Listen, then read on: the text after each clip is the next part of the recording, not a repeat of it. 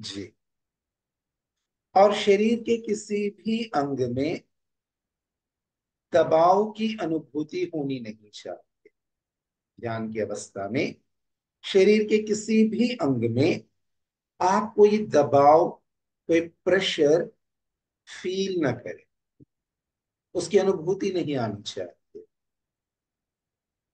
जैसे वायु में उड़ने वाला कोई पक्षी हो या पानी में तैरने वाला कोई ऑब्जेक्ट, ये दोनों ही अपने भार को खो देते हैं। पानी के ऊपर भार फैल जाता है और वस्तु भार रहित प्रतीत होती है। वैसे ही हमें हमारा शरीर बड़ा हल्का लगना चाहिए, भार रहित लगना चाहिए। ये शरीर भार रहित तब लगेगा जब आप अपने शरीर के सारे जॉइंट्स को फ्रीली छोड़ देंगे। अकेली कमर को छोड़कर, अकेली कमर को छोड़कर आप अपने शरीर के सभी जॉइंट्स को, सभी अंगों को बहुत ढीले छोड़ देंगे। जितना स्टिफनेस आपके अंगों के अंदर होगा, तो वो आपसे उतने ही जुड़े हुए इस मजबूत अनुभूति दिलाएंगे। ये आपसे जुड़े हुए हैं। ये अनुभूति हमें कब मिलेगी? जब वो स्टिफली होंगे। जब आप उनको ढीले छोड़ देंगे, ढीले छोड़ देंगे, जैसे ऐसा समझिए आपने कोई तंग बनियान पहन लिया है, बहुत छोटे साइज का बनियान आपने पहन लिया, बहुत छोटे साइज का जूता आपने पहन लिया। क्या होगा? आपको पल पल पता चल रहा होगा कि मैं इस बनियान में जकड़ा हुआ, मेरा पैर इस जूते के अंदर फंसा हुआ, जकड़ा हुआ है। आपको पल पल इसकी अनुभूति होती रहेगी, जूते की अनुभूति, बनियान की अनुभूति आपको होती रहेगी। किंतु आप थोड़ा सा ढीला वस्त्र पहन लीजिए जो आपके शरीर को जकड़ न रहा हो, आप थोड़ा सा ढीला जूता पहन लीजिए, वो है आपके साथ पर उसकी अनुभूति थोड़ी कम हो गया। वैसे ही यह शरीर आत्मा के साथ जुड़ा हुआ, पर आत्मा से अलग है। मैं इस शरीर से अलग हूं, इसकी अनुभूति हमें तब बढ़ती जाएगी जब हम इस शरीर को जितना ढीला छोड़ दें, जितना कस लेंगे अपने शरीर को, तो मैं और शरीर एक हूं इसकी अनुभूति बढ़ेगी। इसको जितना फ्रीली छोड़ देंगे तो हमें उतनी ही मात्रा में मैं एवं शरीर अलग है या शरीर राहित्य स्थिति की अनुभूति हमें प्राप्त होती रहेगी। इसलिए अकेली कमर को छोड़कर पूरे शरीर को ढीला छोड़ने का प्रयास कीजिए। तो पलकों की बात हो गई, कमर, भुजाएं, गर्दन एवं सिर की बात हो गई है। हथेलियों की क्या स्थिति होनी चाहिए, इसकी बात हो गई है। चेहरे की मांसपेशियों की बात हो गई है और शरीर के सारे जॉइंट्स की बातें हो गई। ये क्या है? यह है स्थूल शरीर की तैयारी। अभी तक हमने क्या किया? स्थूल शरीर, सूक्ष्म शरीर और कारण शरीर। कारण शरीर के साथ हम कोई एक्टिविटी कर नहीं सकते। कारण शरीर के साथ जीवात्मा कोई डायरेक्टली एक्टिविटी कर ही नहीं सकता। जीवात्मा दो शरीर के साथ एक्टिविटी कर सकता है, सूक्ष्म शरीर एवं स्थूल शरीर। तो ध्यान लगाते समय, संध्योपासना करते समय हमारा स्थूल शरीर कैसे होना चाहिए, इसके बारे में थोड़ी सी चर्चा हम लोगों ने की है। शेष चर्चाएं समय समय पर आगे करते रहे। तो आइए, तो आप चाहे नमस्ते की मुद्रा में बैठना चाहेंगे तो वो भी चलेगा, ज्ञान मुद्रा में बैठना चाहेंगे तो वो भी चलेगा, या फिर इस प्रकार के हाथों की जो मुद्रा है इसमें बैठना चाहेंगे ये भी चलेगा। तो जो भी आपके लिए अधिक अनुकूल है जो भी आपकी एकाग्रता में अधिक सहायता देते हैं, उस भाव भंगिमा में आप बैठिए। बैठकर अब हम सब मिलकर के 3 बार परम पवित्र ओंकार का जप करके संध्योपासन का आरंभ करेंगे। तो जो जो निर्देश मैंने दिए हैं, उन निर्देशों का पालन करते हुए आप अपने स्थूल शरीर को अपने वश में कर लीजिए। लंबा गहरा श्वास अंदर लेंगे और उस लंबे गहरे श्वास को पवित्र ओंकार की ध्वनि में प्रणवनाद में परिवर्तित करके परमेश्वर का स्मरण करेंगे। जब पहली बार ओंकार का उच्चारण करेंगे, तब आप अपने मन में यह भावना लेकर के आइए, परमेश्वर सर्वरक्षक है। वह परमेश्वर मेरी सदा रक्षा कर रहा है। मैं उस परमेश्वर की रक्षण व्यवस्था में सदा सुरक्षित हूं। पहली बार ओंकार का जाप करते हुए सर्वरक्षक इस अर्थ को हृदय में लाइए। दूसरी बार ओंकार का जप करते समय, पाठ करते समय आप यह भावना लाइए, परमेश्वर सबका पालन करने वाला है। परमेश्वर सबका पालन करने वाला है। वह सदा मेरा पालन कर रहा है। मैं उसकी पालन व्यवस्था में सुपालित हूं, सुपोषित हूं। इस भावना को हृदय में लेके आए। जब तीसरी बार पवित्र ओंकार की ध्वनि का पाठ करेंगे, तब आप अपने हृदय में यह भावना लाइए, परमेश्वर प्रेम स्वरूप है, प्रेम पूर्ण है, वह सबसे प्रेम करता। तो परमेश्वर जिस प्रकार मुझसे प्रेम करता है, मैं भी सभी प्राणियों से प्रेम करूं, द्वेष भाव को त्यागूं। ऐसी भावना हृदय में लाकर 3 बार पवित्र ओंकार का पाठ आप सभी लोग करेंगे।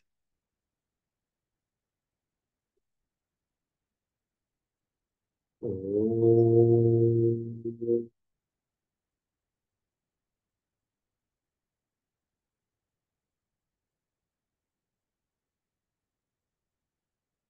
ओ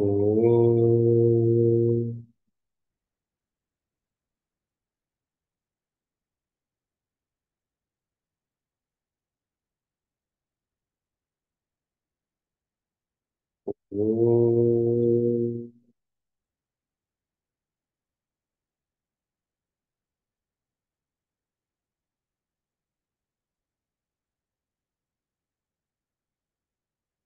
ॐ भूर्भुवः स्वाहा तत्सवितुर्वरेण्यं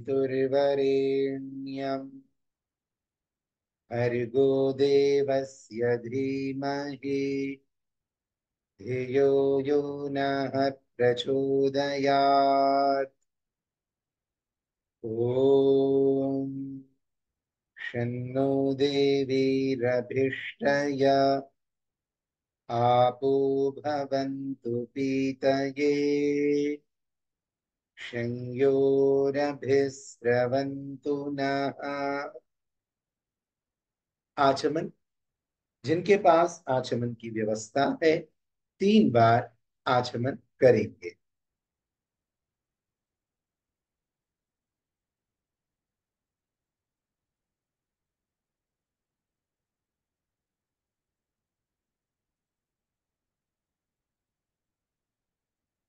3 बार आचमन करके अपने हाथ को स्वच्छ कर लीजिए।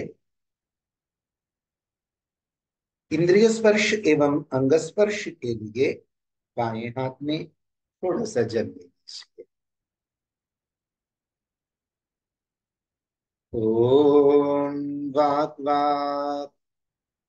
ओम प्राणः प्राणः। ओम चक्षुः चक्षुः। ओम श्रोत्रं श्रोत्रम्।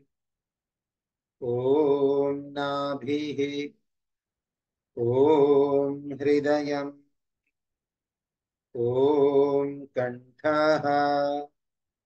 ओम शिरः। ओम बाहुभ्यां यशो बलम्। ओम करतल कर पृष्ठे। अब मार्जन के लिए थोड़ा सा जल पुनः ले लेंगे।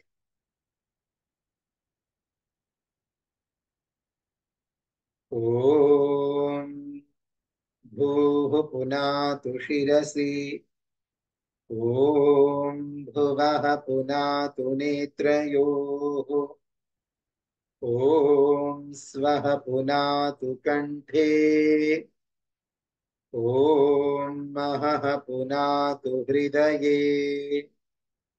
ओम जनः पुनातु नाभ्याम्। ओम तपः पुनातु पादयोः। ओम सत्यं पुनातु पुनः शिरसि। ओम खं ब्रह्म पुनातु सर्वत्र। ओम भूः। ओम भुवः। ओम स्वः। ओम महः। ओम जनः। ओम तपः। ओम सत्यम। अब सभी साधक एवं उपासक जिस किसी भी प्रकार से आप प्राणायाम की विधि को जानते हैं, उस प्रकार से कम 3 बार प्राणायाम को पूर्ण कीजिएगा। जब प्राणायाम की विधि आप पूर्ण कर रहे हैं, तब मन के अंदर इन 7 मंत्रों का जप कीजिए। ये 7 व्याहृति है। ओम भू, ओम भुवः, ओम स्वः। इन 7 व्याहृतियों का जप आप अपने आत्मा के अंदर, हृदय के अंदर कीजिए। 3 प्राणायाम।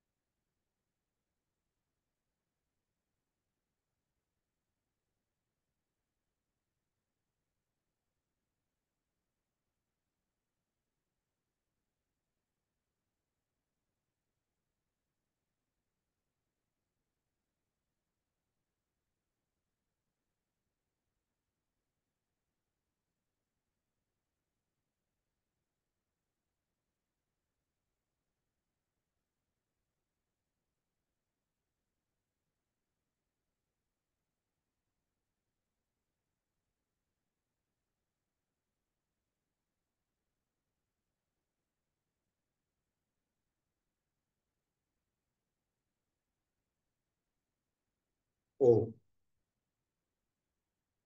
ओम ऋतं च सत्यं चाभिद्धात् तपसोऽध्यजायत।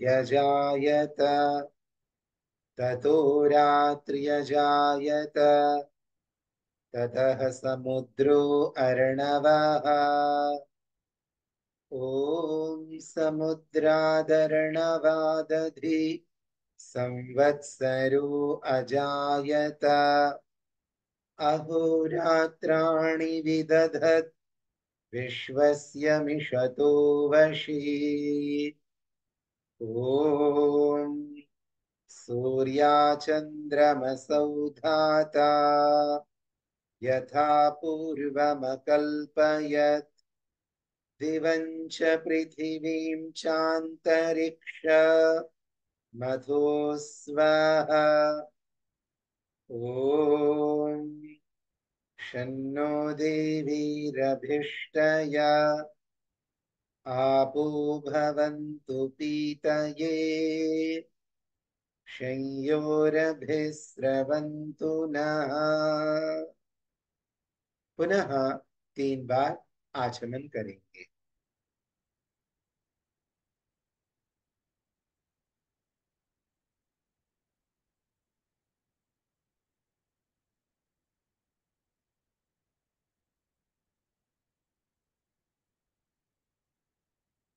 अपने हाथ को स्वच्छ कर लीजिए। मनसा परिक्रमा मंत्र। ओम प्राचीदिगग्निरधिपतिरसितो रक्षितादित्या इषवः। तेभ्यो नमोऽधिपतिभ्यो नमो रक्षितृभ्यो नमः। इषोभ्यो नमः। एभ्यो अस्तु। योऽस्मान् द्वेष्टि यं वयं द्विष्मस्तम् वोजं भेदत्मः। ॐ दक्षिणादिगिन्द्रोऽधिपतिस्थिरश्चिराजी रक्षिता पितर इषवः। तेभ्यो नमोऽधिपतिभ्यो नमो रक्षितृभ्यो नमः। इषोभ्यो नमः। एभ्यो अस्तु।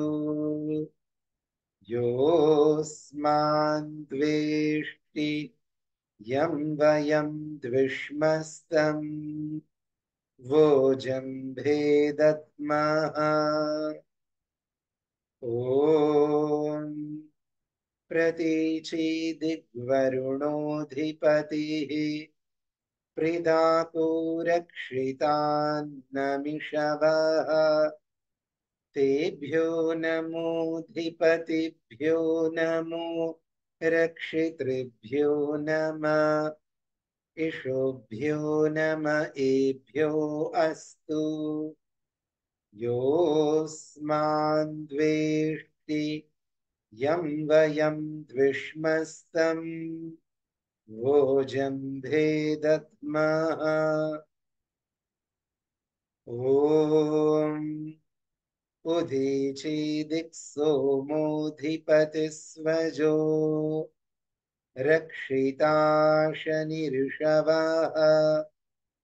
तेभ्यो नमोऽधिपतिभ्यो नमो रक्षितृभ्यो नमः। इषोभ्यो नमः।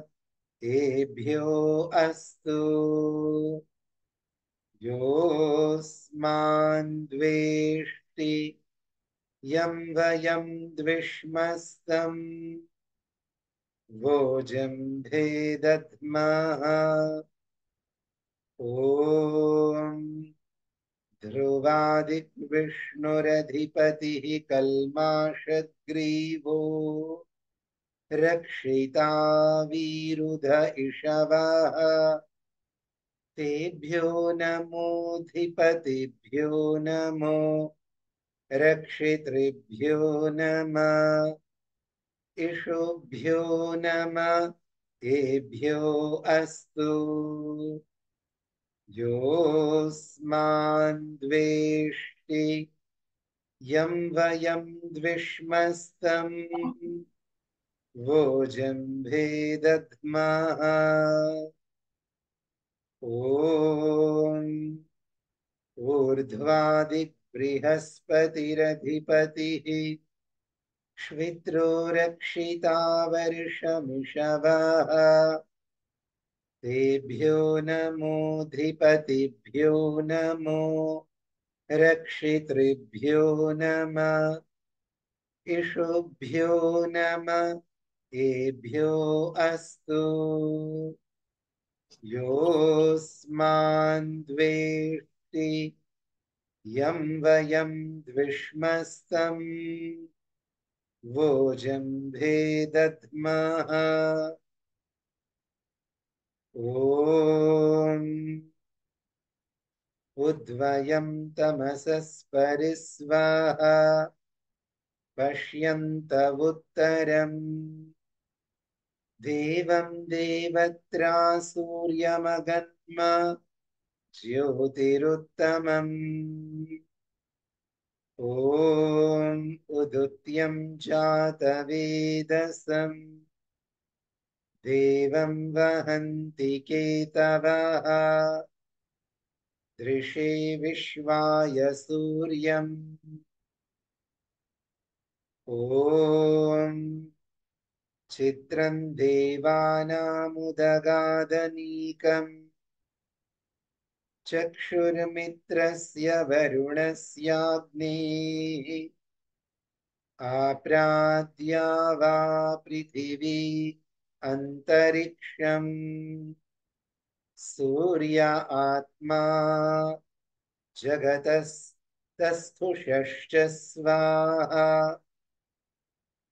ॐ तच्चक्षुर्देवहितं पुरस्ताच्छुक्रमुच्चरत् पश्येम शरदः शतम् जीवेम शरदः शतम् शृणुयाम शरदः शतम् प्रब्रवाम शरदः शतमदीनाः स्याम शरदः शतम् भूयश्च शरदः शतात्। ॐ भूर्भुवः स्वः तत्सवितुर्वरेण्यम् भर्गो देवस्य धीमहि धियो यो नः प्रचोदयात्। हे ईश्वर दयानिधे भवत्कृपयानेन जपोपासनादि कर्मणा धर्मार्थकाममोक्षाणां सद्यः सिद्धिर्भवेन्नः। ॐ नमः शम्भवाय च मयो भवाय च नमः शङ्कराय च मयस्कराय च नमः शिवाय च शिवतराय च।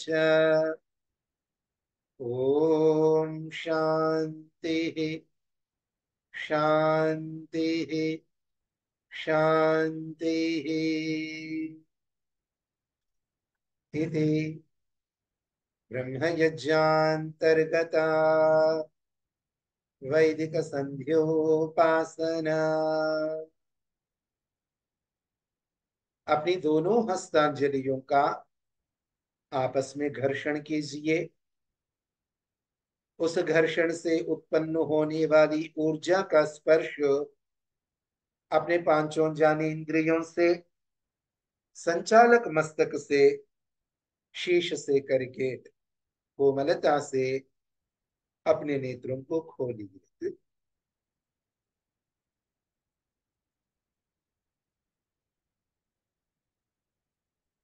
इस प्रकार हम लोगों ने वैदिक संध्योपासना को पूर्ण किया। यह विधि हम लोगों को प्रतिदिन दोनों काल अवश्य करनी चाहिए। इसकी विशेष चर्चाएं अभी आगे हम करेंगे। अब संध्योपासना के पश्चात जो हमने विचार किया था ईश भक्ति का, प्रभु भक्ति का, वह प्यारा सा भजन आप में से जिन लोगों की इसकी योग्यता है, तो स्वाति जी के निर्देशन के अनुसार आप अपना एक भजन प्रस्तुत करेंगे। मैं रंजना जी से आग्रह करूंगी कि एक सुंदर सा भजन प्रस्तुत करें। नमस्ते जी, सबको नमस्ते। सर्वेभ्यो नमः।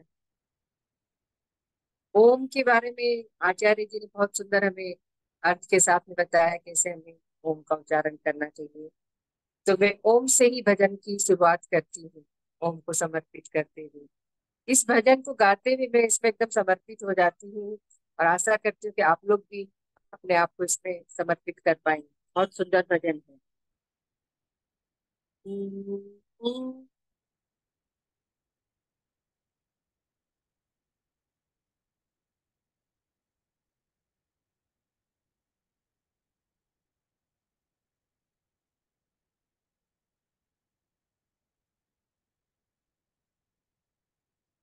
जरा आ शरण में तू ओम ओम की, मेरा ओम कितना महान है। मेरा ओम करुणा निधान है। कण कण में है रमा हुआ। कण कण में है रमा हुआ। पत्ते पत्ते में विद्यमान है। पत्ते पत्ते में विद्यमान है। विद्यमान है। जरा आ शरण में तुम की। ऋषि मुनि पास को तर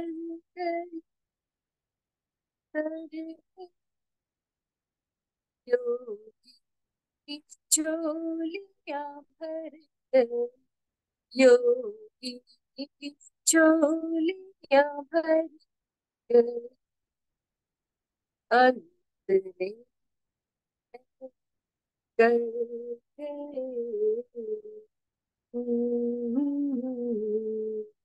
अंत में की है कर गए। ये नाम इतना महान है। महान है। महान है। जरा आ शरण में तू ओम की। मेरा ओम करुणा निधान है।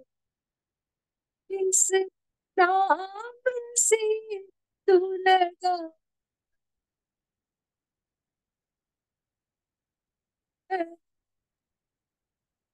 ओम इस नमस्ते। नाम से तू रंजना जी अब लगा ब्रेक आप दिन कीजिए रात थोड़ी इसमें तू मगन। दिन रात इसमें तू मगन। तुझे शक्ति एक मिल जाएगी। ये नाम मुक्ति का धाम है। ये नाम मुक्ति का धाम है। जरा शरण में तू मची। ये नाम इतना महान महान महान। ये नाम इतना महान है। इस पे भरा विज्ञान है।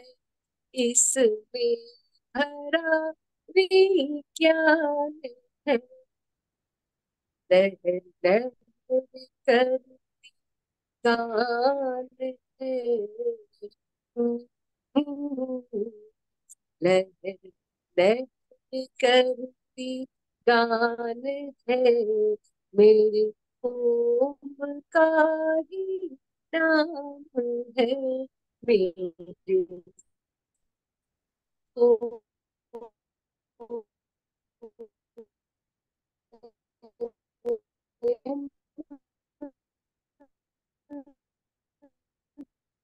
का ही नाम है। जरा ओम ही मेरा ओम इस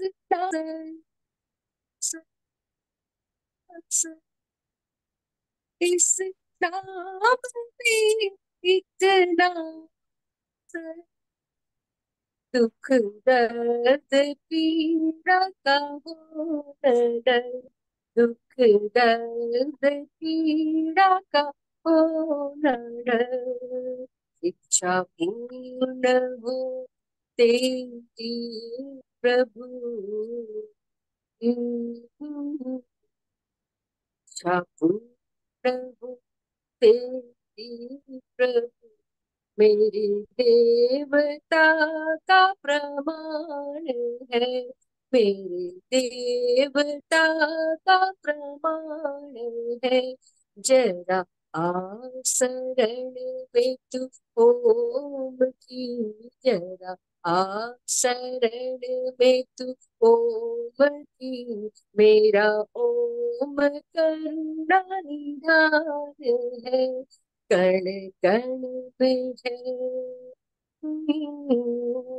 कण कण में है रमा हुआ, पत्ते पत्ते में विद्यमान है, जरा शरण में तू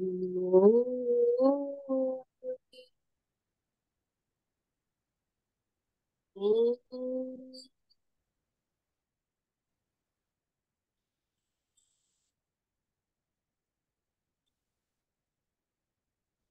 धन्यवाद रंजना जी। भजन आपका बहुत अच्छा था, परंतु आवाज नहीं आ रही थी अच्छी यहाँ पर। मुझे तो नहीं आ रही थी, तो शायद उस लिए नमस्ते। उसका पूरा आनंद नहीं ले पाए, उसमें हम पूरे डूब नहीं पाए। तो आगे से अपने ऑडियो का ध्यान रखिएगा। आचार्य जी, आगे अच्छा की अच्छा। प्रक्रिया। ओ सर्वेभ्यो नमः। सभी लोगों को सादर सप्रेम नमस्ते। आज यद्यपि ज्यादा समय हमारे पास बचा नहीं है, आइए आज हम कुछ बातों को समझते हैं और जानते हैं। पहली बात, संध्या है क्या? संध्या क्या है? तो मैं स्क्रीन शेयर कर पाऊंगा? ओके, कर पा रहा हूं जी। तो महर्षि दयानंद सरस्वती जी ने संध्या के लिए जो अर्थ बताया, वो मैं आपके सामने प्रस्तुत कर रहा हूं। सम्यक ध्यायते परब्रह्म यस्याम सा संध्या। सम्यक ध्यायते परब्रह्म यस्याम सा संध्या। क्या तात्पर्य हुआ इसका?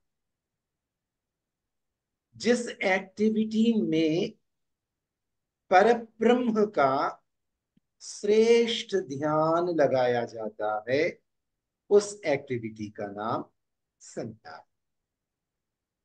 एक बार मैं दोबारा बता रहा हूं। सम्यक, बहुत श्रेष्ठता से, ध्यायते, ध्याया जाता है, परब्रह्म, परब्रह्म, यस्याम, जिसमें, जिस एक्टिविटी में परब्रह्म बहुत उत्तम रीति से ध्याया जाता है, उस एक्टिविटी का नाम संध्या। ठीक।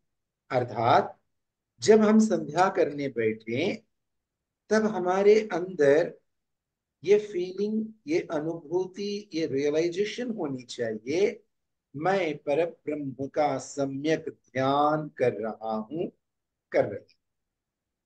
मंत्र का अर्थ आपको नहीं आता? चलेगा।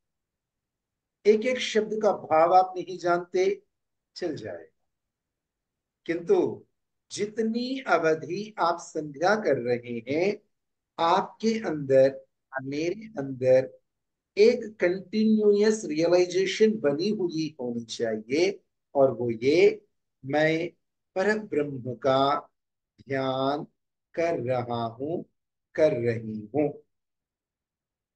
क्या इतना सा फोकस हम डेवलप कर पाएंगे? पहला काम। अर्थ आदि बाद में जानेंगे, सीखेंगे, समझेंगे बहुत, किंतु जितनी देर मैं कर रहा हूं, उतनी देर मुझे पता होना चाहिए कि मैं परमेश्वर का ध्यान लगा रहा हूं।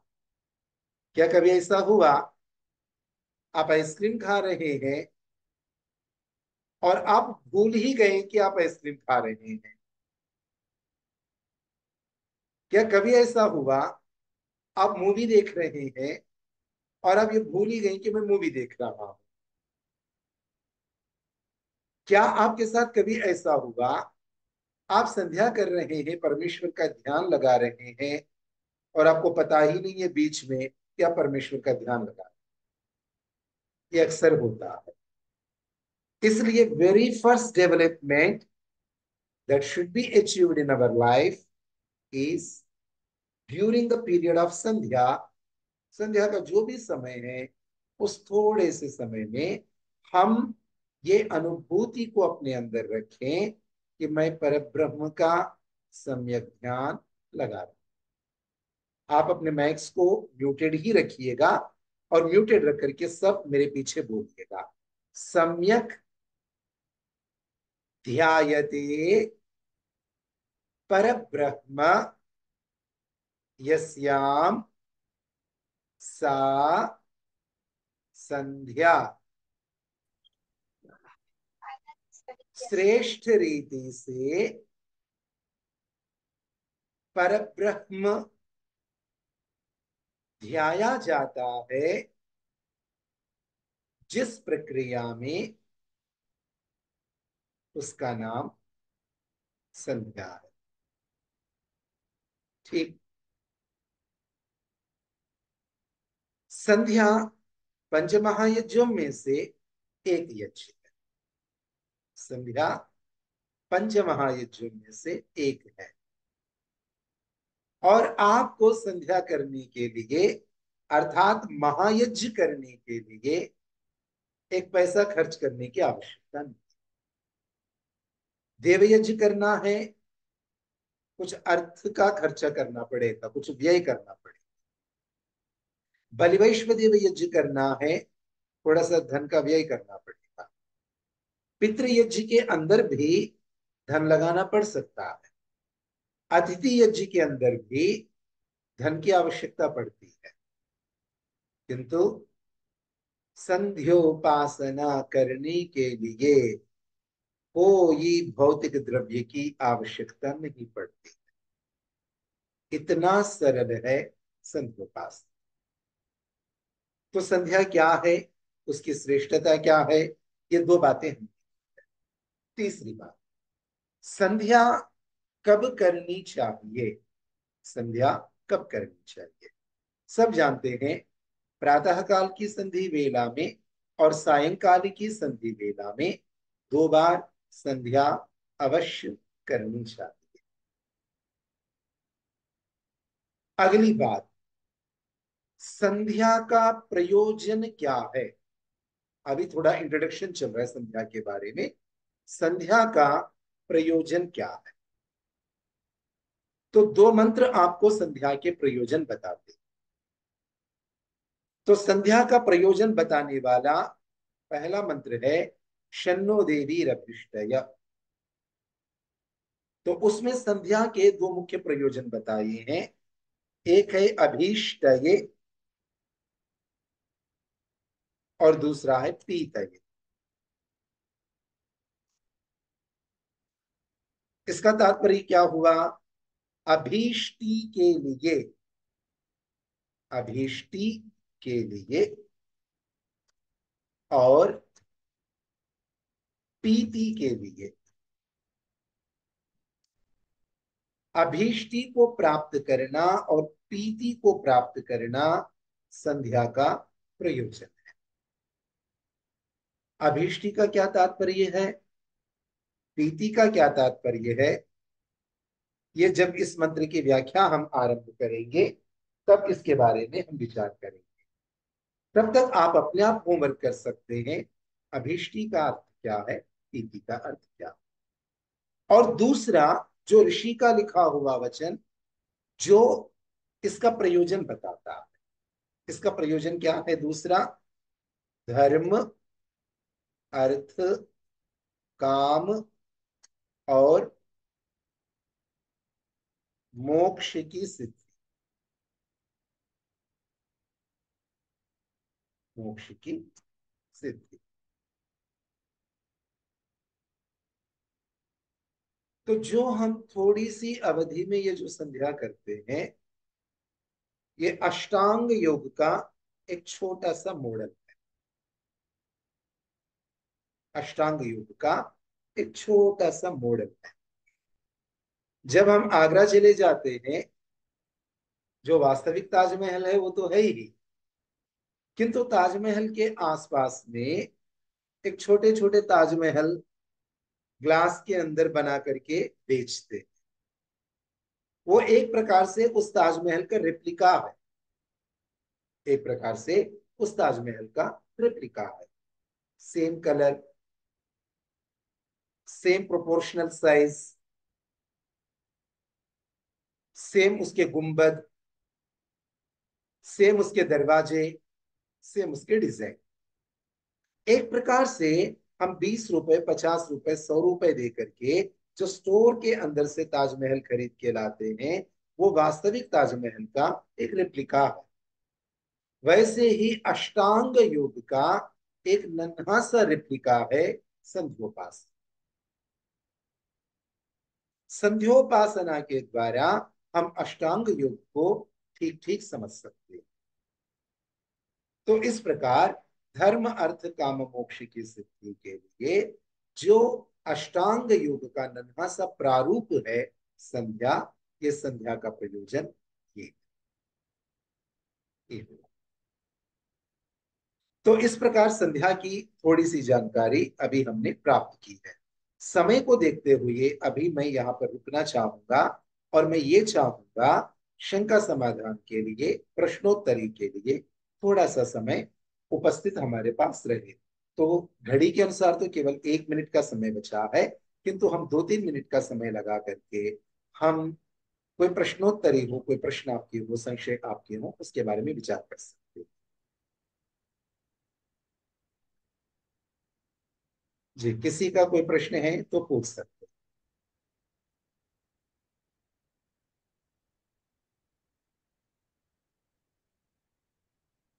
किसी का कोई प्रश्न नहीं है?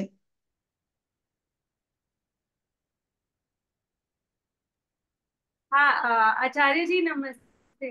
नमस्ते अवंतिका जी। मैं एक्चुअली पूछी थी, मेरे को ये अष्टांग योग और जो आपने कहा अभी उसका कनेक्शन, आप थोड़ा उस पर एक्सप्लेन कर सकते आगे के सत्रों में, आगे के मीटिंग्स के अंदर मैं बताऊंगा इसमें यम नियम कहाँ पर है, आसन प्राणायाम कहाँ पर है, धारणा ध्यान कहाँ पर है। तो ये वाली बातें मैं आगे के सेशंस के अंदर आपको कोरिलेट करके बता दूंगा। जी, आगे और। नमस्ते आचार्य जी, मैं डॉक्टर सुमित्रा। नमस्ते ये जो, सुमित। हाँ, ये प्राणायाम के बारे में आपने बताया, इसमें कौन सी सरल जो हम करना चाहेंगे तो उसके अगले बार बता दीजिएगा। जी, तो सरल प्राणायाम से प्रारंभ अवश्य करना चाहिए, पर पहुंचना चाहिए कठिन प्राणायाम पर धीरे धीरे। तो कठिन प्राणायाम जो योग दर्शन के अनुसार है वो है बाह्य आभ्यंतर विषयाक्षेपी। 4 प्राणायाम योग दर्शन के अनुसार, 4 प्राणायाम। तो ये 4 प्राणायाम क्या है, मैं स्क्रीन के ऊपर लिख करके आपको बता देता हूं। अभी केवल दिखाता हूं, केवल लिख करके नाम बता देता हूं।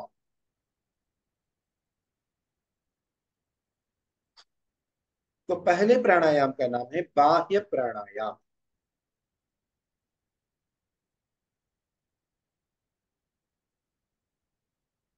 दूसरे प्राणायाम का नाम है आभ्यंतर प्राणायाम।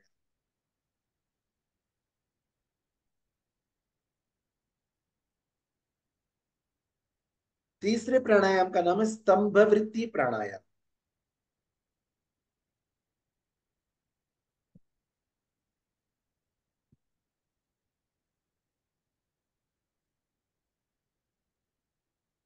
और चौथा और अंतिम जो प्राणायाम है वो है बाह्याभ्यंतर, बाह्य आभ्यंतर विषयाक्षेपी।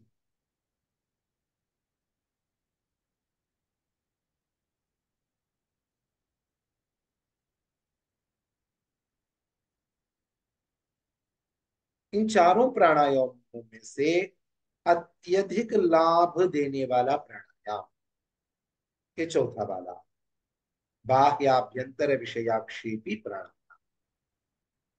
तो इनमें से सबसे सरल प्राणायाम है आभ्यंतर प्राणायाम, सबसे सरल चारों में से।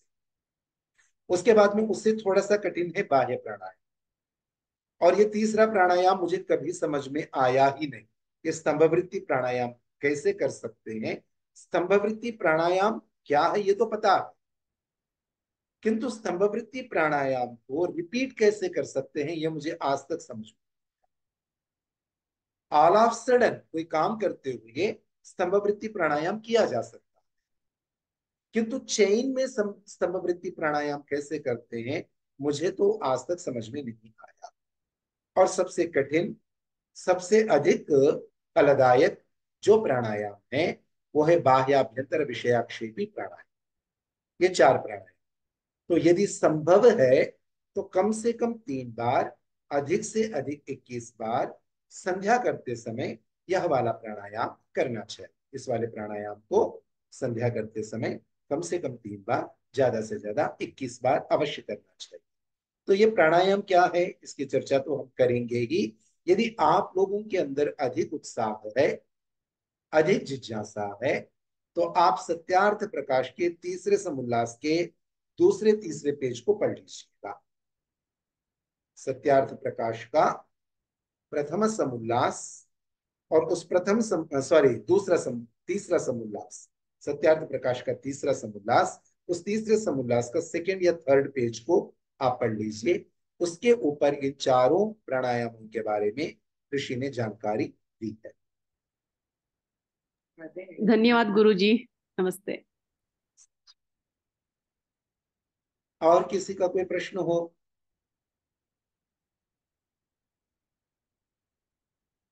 तो चलिए, तो इस सेशन को यहाँ पर फिर हम समाप्त कर देते हैं। तो स्वाति जी।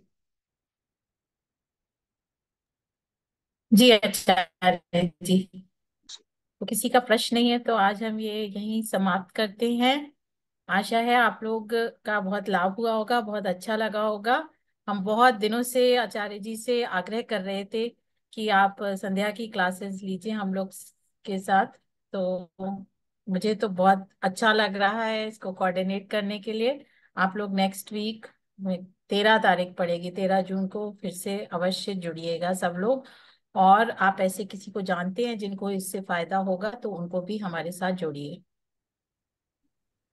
स्वाति जी, ये रिकॉर्डिंग हो रही है तो हम इसको हाँ देख जी सकते हैं इंदु जो जी, पहले मिस हुआ है। रिकॉर्डिंग हम भेजेंगे। हाँ रिकॉर्डिंग करेंगे शेयर। पर मैं ओके। आशा करती हूँ रिकॉर्डिंग के भरोसे लोग नहीं रहेंगे। जी। प्लीज आप लोग सब ऑनलाइन क्लासेस ज्वाइन कीजिए। उसकी अलग ही एक बात होती है, जो हमारा कंसंट्रेशन उसमें आता है वो रिकॉर्डिंग सुनने में नहीं जी। आता है। और जी। आज हम शुरू का थोड़ा रिकॉर्ड नहीं कर पाए थे, जिसमें आचार्य जी ने बहुत अच्छे निर्देश दिए थे। तो सब लोग ओके। प्लीज ज्वाइन कीजिए और अपने वीडियोस ऑन रखेंगे, स्पेशली संध्या के समय, तो हमें अच्छा लगेगा, उससे पता चलेगा लोग कितना क्या कैसे कर रहे हैं। ठीक है आचार्य जी, तो हम यहाँ समाप्त करते हैं। और तो मैं आप ठीक लोगों है। को एक बात बताता हूँ। जूम के अंदर मैंने अपने पिछले 4-5 वर्षों के अनुभव से जो जाना, ओम का जब हम लंबे स्वर में उच्चारण करते हैं तो उसकी ध्वनि ऑडियंस तक सही नहीं पहुंचती है। ध्यान रखिएगा। यदि भजनों का भी चयन कर रहे हैं तो जिसमें बारंबार लंबे स्वर में ओम वाला भजन होगा, तो वो ओम ठीक से ऑडियंस तक नहीं पहुंचेगा। पता नहीं क्यों, ओंकार के उच्चारण में ऐसा क्या है, जब हम ओंकार का उच्चारण करते हैं तो जूम ठीक से वो ऑडियंस तक नहीं पहुंचा पाता है।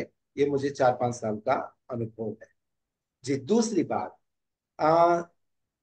जो भी भजन की प्रस्तुति करेंगे वो अपने सिग्नल के स्ट्रेंथ को पहले से ही इंश्योर कर लीजिएगा कि आपके सिग्नल सही बैंडविड्थ के साथ, पूरी स्ट्रेंथ के साथ ठीक से हैं, तो आपका भजन बहुत सुंदर तरीके से साधकों तक पहुंच पाएगा। नहीं तो भजन की शब्दावली बीच बीच में टूटेगी, आवाज कभी रुकेगी, कभी तेजी आएगी। इन बातों का ध्यान आप लोग रखिएगा। अब शांति पाठ। ओम द्यौः शांतिरन्तरिक्ष शांतिः, पृथिवी शांतिरापः शांतिरोषधयः शांतिः, वनस्पतयः शांतिर्विश्वे देवाः शांतिर्ब्रह्म शांतिः, सर्वं शांतिः शांतिरेव शांतिः, सामा शांतिरेधि। ओम शांतिः शांतिः शांतिः। सबको सादर सप्रेम नमस्ते। सभी को बहुत धन्यवाद। नमस्ते। धन्यवाद। धन्यवाद आचार्य जी। धन्यवाद। सब लोग कृपया करके डेली 7 बजे अपने घर में बैठ के अवश्य संध्या करें, सुबह और शाम को। धन्यवाद। धन्यवाद आचार्य जी। धन्यवाद स्वाति जी। स्वाति जी। धन्यवाद।